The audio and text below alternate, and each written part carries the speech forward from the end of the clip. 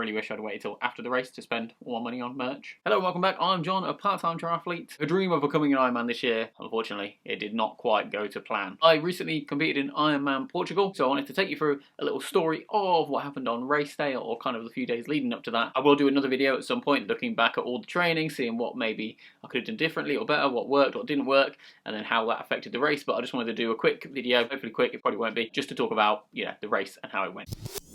Obviously travelled from the UK, got to the airport a couple hours early, and then we couldn't check in for like an hour. It's not ideal. I was travelling with Nicole, my wife, and also Arlo, our son, who's 18 months. We managed to check in, and then by the time we checked in, we went through, got through all the security checks and stuff like that, but by the time we got through it, it was time to board already, so we hadn't had any time to get breakfast or anything like that. Our breakfast ended up being like a packet of crisps. We were sat on the runway for like 30 minutes because they couldn't take off. Eventually took off. Again, we were sat on the runway for a while. Ended up taking so long to get through security that our taxi that we booked, which was going to be big enough to take our bikes, had already left because we took like an hour to get off the plane basically all the way through. The big thing was my bike arrived, everything was there in one piece. We got the bike.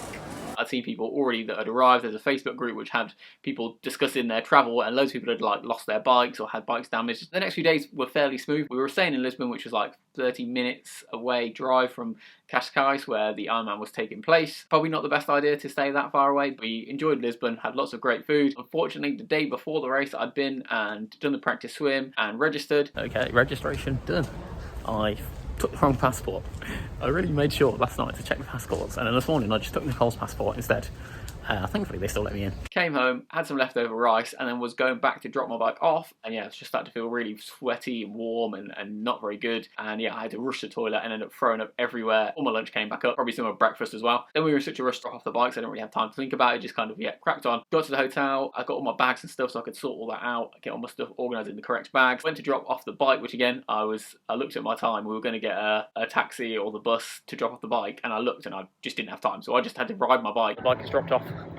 Coming down this long ass walkway, which I'm going to have to run my bike tomorrow. I haven't been sick again. Rushing here on the bike, trying to stop that, so hopefully get a good night's sleep. Maybe not eat too much more tonight and have some breakfast in the morning. Tried to get something to eat for dinner, and then again I started to feel really warm and hot and just not good. Started sweating, and then I just had to walk off and just say to Nicole, I'll be back in a minute. Walked around some park, ended up throwing up again, a little bit of sick, and then mostly just water at that point. And then I was like, I'm just going to have to go back to the hotel room, probably not eat anything else, and maybe eat in the morning. And again, on the way back, I was sick again. Nothing was coming up at this point, but yeah, still felt really rough. Not ideal prep. I'd like pre-planned what I was going to eat during the race, and I was going to have a big meal the night before, but yeah, this really hit me, and I just couldn't eat anything. The hotel was doing breakfast like extra early. Thankfully the Ironman didn't start too early. I think the pro set off at like 7:30, but the age groupers didn't have to start till 9 o'clock. Unfortunately, I still couldn't really eat anything. I ended up going for breakfast. I had like 2 sips of coffee and I just didn't want it. I had a little bit of toast, just plain toast, and then some fruit. I got this far, so I was going to give it a go. Hopefully after the swim I'd feel better. The practice swim had gone fine, so I thought maybe if I could get through the swim I'll be able to eat on the bike, which I had loads of food for, and then get some calories in me to see me through the rest of the day. It is the start of the race, feeling a bit better. Had some Imodium, had some paracetamol. Felt pretty good on the beach, and it was like, really epic kind of normal Ironman stuff. I feel like when I did Bolton, which was the last Ironman I did like 2018, I don't know, there wasn't so much fanfare around it, but the atmosphere was amazing. The guy gave like a really good speech before, which I'll try and link below. Here, standing here right now, this is not your rights. Amazing speech about all the hours of training that had gone into it, and I was feeling really motivated at this point. I'd gone to try and swim like sub 120, which should have been pretty achievable based on my like open water swims. Big difference though, this was a sea swim.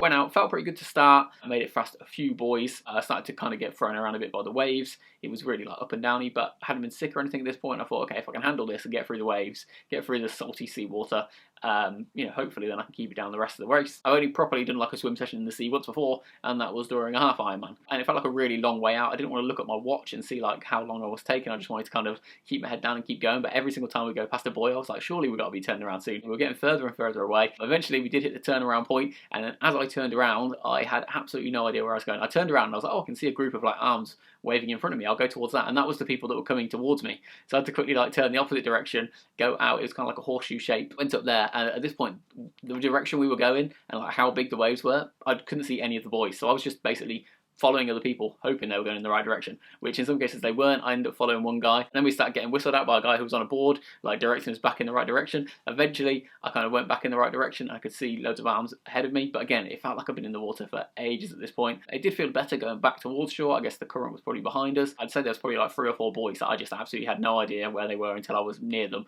and some of them I missed by like probably 100 metres wide. I dread to think how far I actually travelled in this swim compared to what the course was. I don't actually know how far I went because I got out and my watch had paused like 4 minutes in. Not ideal, and I had no idea what my time was getting out of the water. I just knew it felt like ages. Anyway, it's a really long transition point. I think it was like a kilometre basically going up this hill, a long transition, but I did get to see Nicole and her dad here supporting me. How was that?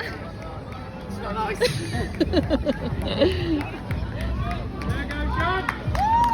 I'd had like half a can of Red Bull in the transition zone, got to the bike, and I felt pretty good at this point. In the water, I had one moment where I basically like must have swallowed some water the wrong way and did like a burp, and it felt a little bit sicky, but like I don't think I was actually sick at all. Sorry for anyone that was swimming behind me.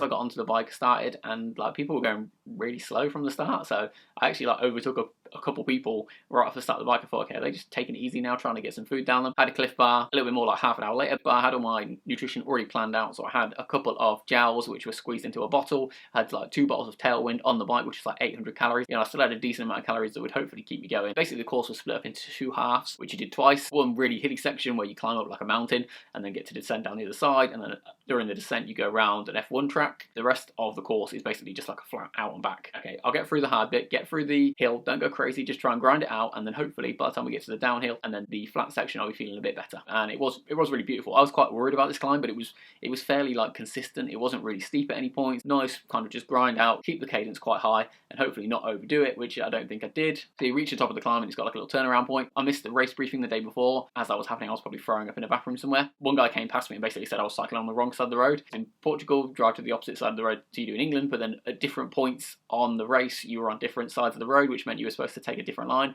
Sometimes you were supposed to go inside, sometimes you were supposed to go outside. But yeah, I came down the descent, felt okay, went around the F1 track. I thought, okay, I'm feeling alright, I'll try and eat some more. And then I had a second kind of flapjack bar. This one just felt like it didn't go down. It just basically like sat on the top of my stomach. Really didn't feel great after this point. I did go past a guy who had a flat tyre. I had a spare tube, so I pulled over, tried to see if I could help him out. Gave him the inner tube, but unfortunately had like, you know, proper 25mm deep rim tyres, so my tubes didn't have a long enough, I don't even know what you call that part, this is how much I know about bikes, didn't have a long enough nozzle sort of thing. I was quite surprised as well when I was helping him that like no one else stopped. Like if I ever do an Ironman, or like I'm just doing like a sporty, or even out for just a casual ride in England, if I'm ever like pulled over by the side of the road, every cyclist that go past will ask if I'm okay, whereas here it's just like people were just flying by. Maybe there's a reason for this, which I should have probably been a bit more aware of. But after that we managed to get on the flat section, so I thought, okay, I'll finally be able to go for it, and yeah, this is where I really started to struggle. Like I'd try and stick with people that would come past me, and I just couldn't stick with anyone. Food just wasn't going down. I could feel it sat on top of my stomach. I thought, okay, I'm going to take it easy now. I'm just going to do liquids for like the next hour or so and see how I feel. The way out had a couple of roads that would cut off. You'd go up and go back down. And on the way back, it was literally one straight road. Had some climbs, but nothing crazy in it. This is the point when I should be going the hardest on the bike, and I just couldn't do anything. I just felt really tough, and I kept thinking as I was going back, this was just the end of the first lap, I was thinking, I'm going to get to the end of the first lap, and they're going to tell me, you're too slow. At this point, people who would set off earlier in the day, some of the pros maybe, or some of the really fast athletes, were starting to come past on their second lap. And during the out and back section, I thought, okay, well, while I'm on this section, I will see who's coming the other way that's potentially behind me. I managed to count like 8 or 9 people that were behind me, and then I'd say within the next 30 minutes or so, a majority of them came past me. So I made it to the halfway point where they had like the bike special needs bags. I thought, okay, I'll pull over. At this point, I hadn't eaten for maybe an hour and a half. I still felt like I was going to be sick. Just thought I'd wait 5 minutes and see if anything came up. Nothing happened. I feel like, honestly, at this point, I was just sat waiting for someone to tell me that I was too slow and the race was over. But no, again, a couple of people came and stopped and then carried on going again. And then at one point, another person stopped behind me. So I thought, okay, I'm not in last. There's a couple of people behind me. Let's see if I can just, stick with these people or stick ahead of them. And just go as long as I can, basically. I didn't know at what point I was going to get cut off. My biggest concern, I suppose, was that I'd get to like the top of the hill or even halfway up the hill and not be able to get back down, at least where I was. There was loads of people around. All I could hope was, if I just went liquid only, hopefully at some point I'd start to feel okay.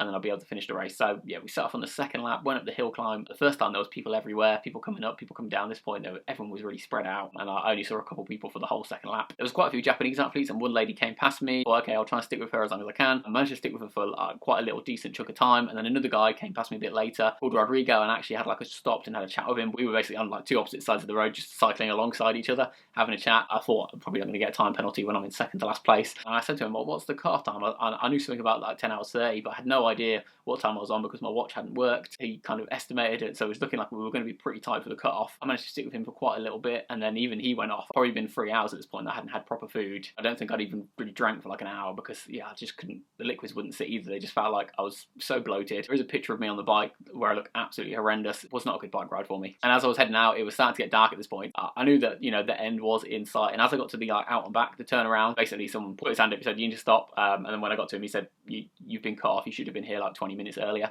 which is annoying because like 20 minutes is not massive. And I did feel like at this point, if I could have made it to the run, probably would have been able to grind out a marathon. Run is my strongest area. I didn't get a chance to do that. And he said, you can get off here or you can start to head back. It was like 6 or 7 at this point. So I thought I might as well just, finish the ride. I feel okay enough to do that. But yeah, at this point it started to get really dark. I don't have any lights on my bike and they were starting to open up the main road again. So as I was heading back, I think I got stopped at like 95 miles and then 102 miles is when I actually pulled over to the side of the road. A van came past and said, "Do you want to lift back?" And I said, "Yeah, probably for the best." Yeah, taking back to the start, not fun. This was probably the worst part. Seeing people finish, hearing the finish line, hearing people say you're an Ironman, and I'm walking past thinking, that could have been me if I hadn't eaten some dodgy rice that had made me throw up everywhere. That's a feeling I don't ever want to feel again. I don't know what would have happened if I'd finished this race. Like, would I have done another Ironman next year or the year after? When I previously did an Ironman bolted in 2018, I didn't do another Ironman until this one in 2023. I think this is motivating more. I've already trained a couple of times since I've been back, and we're only like a week past the race at this point. I'm determined to go back to Portugal at some point and finish this Ironman. It might not be next year, might not be the year after that, but I'm going to go back to this Ironman. This one specifically, and I'm going to finish it because I know I can do it. Probably going to do another Ironman before Portugal. Yeah, I need to do a full Ironman. The Bolton one in 2018, I had a stupid idea to like cut off a corner of the tattoo because the full bike ride was cut short. So I've still got this tattoo that's got a chunk missing. And I thought, I'll be great because I'll get it filled in when I finish the full one. And I still need to do it. So I'm determined. I will be back and I will do it. Yes. I'm in Portugal. I'm coming for you.